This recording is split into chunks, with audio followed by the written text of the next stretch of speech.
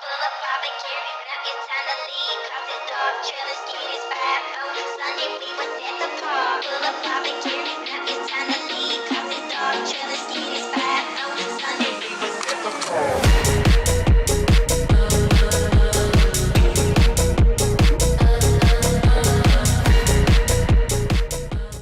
Hello everyone, this is Vishal Srivastava. Welcome back to our channel. आज है हमारे सामने टाटा नेक्सॉन एक्जेट प्लस डीजल वेरिएंट। ये गाड़ी चल चुकी है कुल 45,000 किलोमीटर।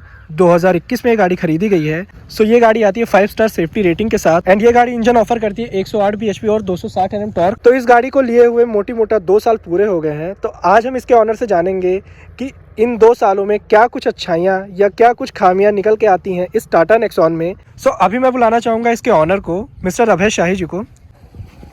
हेलो भैया। हेलो। सो भैया, ये गाड़ी ली हुई आपको कितना टाइम हो गया? लगभग 2 साल। 2 साल हो गए। कब ली थी आपने गाड़ी? मैंने ली थी ये 2021 फरवरी में। 2021 फरवरी में आपने गाड़ी ली है। अच्छा अच्छा। अभी तक आप गाड़ी कुल कितने किलोमीटर चला चुके हैं? लगभग 45 से 46 हज़ार किलोमीटर। 45 से 46 हज़ार किलोमीटर आप गाड़ी को चला चुके हैं। अभी आप मुझे ये बताओ भैया कि आपको ये गाड़ी कितने दिन में डिलीवर हो गई थी? मुझे अराउंड 5 से 6 दिन। 5 से 6 दिन में आपको अवेलेबल हो गई थी। गाड़ी की तो वेटिंग बहुत ज़्यादा होती है, आपको इतनी जल्दी कैसे अवेलेबल हो कुछ गई? अपने सोच से इस वजह से जल्दी मिल गई थी। अच्छा, तो भैया अब बात करते हैं, आपने गाड़ी खरीदी 2021 फरवरी में। ये बताओ आप मुझे कि आपको पता है कि उस टाइम तक मार्केट में बहुत अच्छे अच्छे और नए ऑप्शंस आ चुके थे, फिर भी आपने टाटा नेक्सॉन को ही क्यों चूज़ किया? आपको पता है मार्केट में और भी ऑप्शंस है like Creta, Seltos, Venue, Sonet, XUV 300, but आपने टाटा नेक्सॉन ही क्यों चूज़ किया? इसके पीछे का रीज़न क्या था? सेल्टॉस और क्रेटा तो इसलिए मैंने छोड़ दी, और सोनेट की इन तीनों की वेटिंग पीरियड तो बहुत ज़्यादा लंबी थी। 8 महीने 9 महीने किसी भी डीलर से बात करो, उससे पहले गाड़ी देने को तैयार नहीं थे। और वेन्यू मुझे पसंद नहीं थी पर्सनली, और XUV 300 का एक तो स्पेस का बहुत ज़्यादा इशू है। बूट स्पेस तो है ही नहीं उसमें, नेक्सॉन से भी बहुत कम है। इसलिए मैंने डिसाइड किया कि टाटा नेक्सॉन मेरे बजट में अच्छी बैठ रही है, इसलिए मैंने टाटा नेक्सॉन ही ली। जितने में मैंने टाटा नेक्सॉन का एक्जेट प्लस मॉडल ले लिया, जो फीचर्स मिल रहे हैं, उतने में मुझे क्रेटा और सेल्टॉस का बेस मॉडल मिलता। नहीं, ये बात आपने बिल्कुल सही कही कि जिस प्राइस पॉइंट पे आपको जो फीचर्स ये गाड़ी ऑफर करती है, उतने में आपको क्रेटा और सेल्टॉस का बेस मॉडल मिलता है। बिल्कुल। तो भैया अभी बात कर लेते हैं, गाड़ी लेते टाइम आपकी रिक्वायरमेंट्स क्या थी? गाड़ी लेते टाइम मेरी रिक्वायरमेंट थी कि एक तो सेफ्टी सबसे पहली चीज़, हाँ जी हाँ जी। और फीचर्स, ओके। पावरफुल इंजन, अच्छा जो अच्छा, मुझे टाटा नेक्सॉन में तीनों चीज़ें मिल रही हैं। इसलिए आपने टाटा नेक्सॉन को चूज़ किया। बिल्कुल। तो भैया ठीक है, अभी एक जनरल क्वेश्चन करते हैं। 2 साल हो गए आपको गाड़ी लिए हुए, आप इस गाड़ी से सेटिस्फाइड हो या नहीं हो? बिल्कुल हूँ भैया, कहूँ तो थोड़ा बहुत तो हर गाड़ी में कमियां होती हैं। जी तो जी। उसमें भी थोड़ी बहुत है, उसको नज़रअंदाज कर सकते हैं हम। अच्छा जी। अच्छा जो छोटी मोटी कमियां हैं वो मैं आगे वीडियो में बताऊंगा और दिखाऊंगा भी आपको। जी जी बिल्कुल, आप वीडियो में ज़रूर दिखाइएगा। तो भैया जब आप ये गाड़ी लेने के लिए मार्केट में उतरे तो आपने अदर कौन सी गाड़ियाँ देखी थी उस टाइम मैंने पे? कोई गाड़ियाँ नहीं देखी थी विशाल भाई, मैं आपको सच बताऊँ, क्योंकि मेरी एक फेवरेट कार बन चुकी थी सेफ्टी, और मेरे बजट में जितने इसमें फीचर्स आ रहे थे इसको लेके। मतलब आपको ऐसा कह सकते हैं, आप नेक्सॉन आपके लिए एक फेवरेट कार बन सकती थी उस टाइम पे। सो आपने आंख बंद करके सीधा मैंने और गाड़ी देखी नहीं, मैं किसी शोरूम में नहीं गया, मैंने टाटा नेक्सॉन ही फाइनल की। अच्छा अच्छा, आपने इस गाड़ी को सीधा परचेज कर लिया बिना कोई और गाड़ी देखे? बिल्कुल भैया। चलिए, ये तो बहुत अच्छी बात है। आप इस गाड़ी के फीचर्स से, सेफ्टी से आप इतना इम्प्रेस थे कि आपको कोई अदर गाड़ी देखने की ज़रूरत नहीं पड़ती। एंड नो डाउट ये गाड़ी जो सेफ्टी ऑफर करती है, अदर इस सेगमेंट में 1-2 गाड़ियाँ करती हैं, बट हाँ इस गाड़ी की अलग ही फ़ैन फॉलोइंग है जो आज भी बनी हुई है। मार्केट में गाड़ी आज भी लीड करती है। तो अभी आपने भैया जैसे बताया कि छोटी मोटी कुछ कमियाँ हैं जो मैनेजेबल हैं, बट ऐसी वो क्या कमी है जिसकी वजह से आपको सर्विस सेंटर भी जाना पड़ता है? अब भाई विशाल भाई, मैं आपको दिखाई देता हूँ बताने से अच्छा। एक तो इसका ये ग्लास नीचे हो जाएगा, विंडो, लेकिन ऊपर नहीं होता है। कई बार इन्होंने सर्विस सेंटर वालों ने चेंज किया, लेकिन चेंज करते हैं कुछ दिन सही रहता है, फिर उसके बाद क्या कहते हैं, फिर ख़राब हो जाता है। फिर जाइए आप सर्विस सेंटर, फिर उन्होंने वो सही कर देंगे, लेकिन परमानेंट इसका कोई उपाय नहीं करते वो। मतलब इन लोगों ने परमानेंटली ये इशू रिजॉल्व नहीं कर पाई आज तक कंपनी। अच्छा अच्छा। स्विच बदल दिया है या स्विच सही कर दिया, जो भी किया उन्होंने, लेकिन उस टाइम सही होता है, फिर ये कुछ दिन बाद फिर ये दिक्कत आती है। सो आपको जो आपका विंडो बटन है लेफ्ट साइड का, को ड्राइवर साइड का, जी, इसमें दिक्कत आ रही है। आपका विंडो नीचे तो हो रहा है लेकिन ऊपर नहीं हो ऊपर रहा नहीं है। हो रहा है। और ये प्रॉब्लम आपकी कब से चल रही है? लगभग 1 साल से दिक्कत। 1 साल से चल रही है प्रॉब्लम। जी। तो आपने इसके लिए कंप्लेन वगैरह की थी? कंप्लेन की, चेंज उन्होंने बटन चेंज कर दे रहे हैं और फिर उसके बाद कोई सही वो हो फिर रहा है। ख़राब हो जा रहा है। बिल्कुल। लगभग कितने टाइम टिकता है ये फिर आप सही करने के बाद?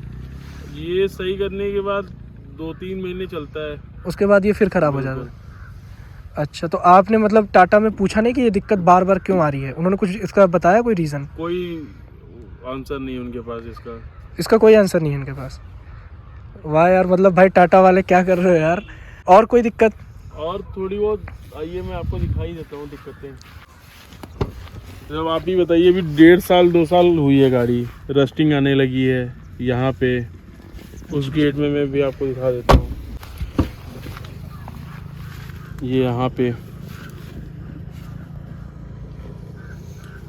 मुझे तो नहीं लगता और भी किसी ब्रांड की कार में इतना जल्दी रस्टिंग आना शुरू हो जाती है। विदिन 2 ईयर आपको रस्टिंग की प्रॉब्लम आनी शुरू हो गई है? अब इतनी है, हल्की हल्की है, लेकिन अभी एक बढ़ती जाएगी धीरे धीरे। इधर भी है।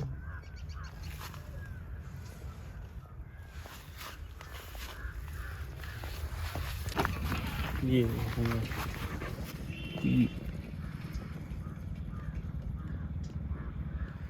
तो ये 2 मोटी मोटी दिक्कतें हैं जो अभी आप फेस कर रहे हो, या और भी कुछ है? नहीं, एक तो इसकी दिक्कत ये है कि आप अंदर केबिन में जब बैठते हो तो इंजन नॉइस इतना ज़्यादा है कि आप इरिटेट हो जाते हो। बिना सॉन्ग बजाए आप नहीं गाड़ी चला सकते ज़्यादा दूर।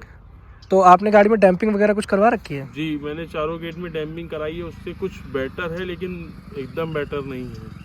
मतलब इंजन टाटा नॉइज को- आती है। टाटा को इसमें बहुत सुधार करना चाहिए अपने इंजन रिफाइनरी में, कि नॉइस कम हो। तो भैया अभी आप ये बताओ कि आप इससे पहले कौन सी और गाड़ियाँ रख चुके हो? मैं इससे पहले Maruti Ritz, Swift Dzire, Innova. Past में आपकी जितनी भी गाड़ियाँ थी उनसे जब आपने इस पे अपग्रेड किया तो आपको क्या अच्छाइयाँ निकल के आई या क्या खामियाँ निकल के आई? मुझे अच्छाइयाँ भैया इसमें ये लगी कि एक तो इसका माइलेज बेस्ट है, और इनोवा से मैं इसको कंपेयर तो कर नहीं सकते। इनोवा एक अलग सेगमेंट की कार है, जी जी एक अलग सेगमेंट की कार है। जी। और डिजायर और रिट्स से तो ये ऊपर है, बेस्ट है। ड्राइविंग इसकी बहुत अच्छी है और कंफर्ट भी अच्छा है डिजायर और रिट्स से, और एवरेज अच्छा है। मैं डिजायर से अच्छा एवरेज नहीं बोलूँगा, लेकिन हाँ डिजायर के बराबर है देखा जाए तो है ओवरऑल इको मूड पे। ये एक डीजल वेरिएंट है। अभी बात करते हैं कि आपको एवरेज क्या मिलती है ऑन हाईवे और सिटी में, दोनों में आपको क्या एवरेज मिल रही है? ऑन हाईवे अगर मैं इको मूड पे बात करूँ तो मुझे 22-23 तक का एवरेज मिल जाता है जी। और सिटी में इको मूड पे आपको वही 16-17, 17-18 तक का मिल जाता है। अभी तक टोटल इसकी कितनी सर्विस हो चुकी है भैया? 4 हो गए। अगर हम एक एवरेज कॉस्ट की बात करें तो लगभग कितना पड़ जाता है सर्विस कॉस्ट इसका? अब एवरेज कॉस्ट ये मुझे अप्रॉक्स इसमें लगभग 10,000 के करीब आया था। अराउंड 10,000 रुपये आपको लग जी। गए। ओके, अच्छा ये बताना, आप जब आपने गाड़ी ली थी सो उस टाइम के एवरेज में और सर्विस के पहली और दूसरी सर्विस के बाद के एवरेज में कुछ फ़र्क मिला था आपको? बिल्कुल विशाल भाई, मुझे पहली सर्विस के बाद कुछ ना कुछ तो फ़र्क दिखा एवरेज में। जी जी, पहली और दूसरी सर्विस के बाद बिल्कुल, एवरेज में काफ़ी बिल्कुल, फ़र्क पड़ा। बिल्कुल विशाल भाई। तो भैया बात करते हैं इसके म्यूज़िक सिस्टम की। सभी जानते हैं कि टाटा से बेस्ट म्यूज़िक सिस्टम कोई नहीं देता। हारमन की म्यूज़िक सिस्टम ऑफर करती है कंपनी आपको, क्या रिस्पॉन्स है इसका? बहुत अच्छा रिस्पांस है विशाल भाई, और मुझे लगता है कि मैं इसके अलावा कोई और भी गाड़ी लेता हूँ टाटा को छोड़ के तो मुझे इतना बेस्ट ऑडियो सिस्टम नहीं मिलेगा किसी भी कंपनी में। सो भैया जैसे कि कंपनी इसमें हमें 3 मोड्स ऑफर करती है, सिटी, इकोनॉमी जी विशाल भाई। And sports mode. जी। सो आपको क्या लगता है कि मतलब ये प्रैक्टिकल है एंड सबसे मोस्ट यूजफुल मोड आपके लिए कौन सा है? मुझे तो तीनों में सबसे बेस्ट सिटी मोड लगता है विशाल भाई। जी। और अगर आपको फन टू ड्राइव चाहिए, पंच चाहिए गाड़ी में चलाते टाइम, तो आपको स्पोर्ट मोड सबसे बेस्ट लगेगा। अच्छा, तो आप इसमें एक पंच गाड़ी देती है आप जब चेंज करते हैं मोड तो आपको सबसे बेस्ट मोड लगता है सिटी मोड। बिल्कुल विशाल। गाड़ी एवरेज भी अच्छा देती है बिल्कुल। और पावर भी अच्छा खासा है। ओके। ये गाड़ी आपको ऑन रोड कितने की पड़ी थी? ये गाड़ी मुझे ऑन रोड पड़ी थी 1280 के करीब समथिंग। 1280 के करीब पड़ी है आपको। सो भैया अगर अभी बात करें तो इसमें कोई ऐसा ड्रॉबैक जो आपको लगता है होना चाहिए था, ये चीज़ें होनी चाहिए थी गाड़ी में? इसमें यार विशाल भाई मुझे एक चीज़ की कमी लगती है जो इस सेगमेंट और इस रेंज में अदर कंपनियां दे रही हैं और टाटा नहीं दे रही है। इसका क्या कहते हैं, क्रूज कंट्रोल जो इसमें नहीं आता है, वो सबसे बड़ी कमी खलती है इसमें हाईवे पे, क्रूज कंट्रोल की, जो टाटा दे सकती थी इतने में। ये बात तो आपने बिल्कुल सही कही कि 12.5 लाख रुपए लगाने के बाद भी आपको गाड़ी क्रूज कंट्रोल नहीं ऑफर कर रही है। इतनी छोटी चीज़ तो यार कंपनी दे ही सकती थी, क्रूज कंट्रोल तो एटलीस्ट देना चाहिए था। कोई बहुत बड़ी चीज़ नहीं है क्रूज कंट्रोल कंपनी के लिए, बट फिर भी इतनी छोटी छोटी चीज़ों पे यार कॉस्ट कटिंग करने से इनको पता नहीं क्या फ़ायदा होता है। अभी जो भी छोटी मोटी दिक्कतें हैं या जो भी चीज़ें हैं उसको साइड में करते हैं। ओवरऑल आपका क्या एक्सपीरियंस रहा पिछले 2 सालों में गाड़ी के साथ, प्लीज़ आप बताइए। मेरा भी एक्सपीरियंस बहुत अच्छा रहा। मुझे कोई भी कमियां इतनी बहुत बड़ी नहीं लगी। जो छोटी मोटी कमियां हैं उसको हम साइड में भी कर सकते हैं, इतना बड़ा कोई इशू नहीं है।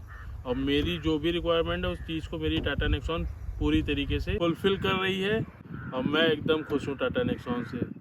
Thank you so much everyone for watching this video. Please like the video and subscribe the channel. मिलते हैं जल्दी एक और नई वीडियो के साथ। Till then bye.